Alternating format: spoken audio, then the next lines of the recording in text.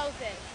And what he did is that he put a gash through a lot of the Bronx and a lot of communities in the Bronx.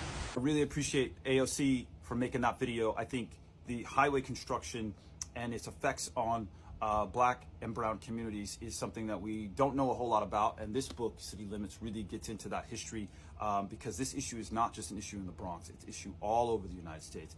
When they made the interstate highway system in the 1950s and 60s, they put these freeways in the city, not around the city, but through the city, through predominantly Black and brown neighborhoods. And this book tells the history of that.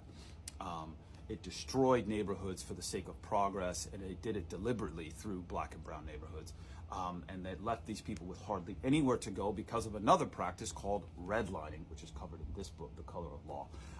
And so that history of what happened in our cities, the effect that it's having on people, and the fight that people are still making to undo these interstate highways that have been constructed through our neighborhoods, and what we can do. Like she talked about capping, we talked about taking out freeways and putting in boulevards and diverting cross-state traffic to around the city. Why does someone who's on the road for 2 or 3 hours need to be cutting through my neighborhood in order to get to where they're going? They don't. They absolutely don't.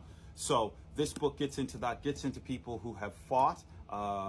San Francisco and the Embarcadero, they took that thing down and they built a boulevard that I've walked on many times. Didn't even know that there had been a double-decker freeway that had cut through that neighborhood back in the 60s and 70s. So there is a history of this that we need to understand, and there's a history of resistance to this that we need to understand, and that is captured in this book. And so, yeah, check out both of these if you want to know more about what she's talking about in this video.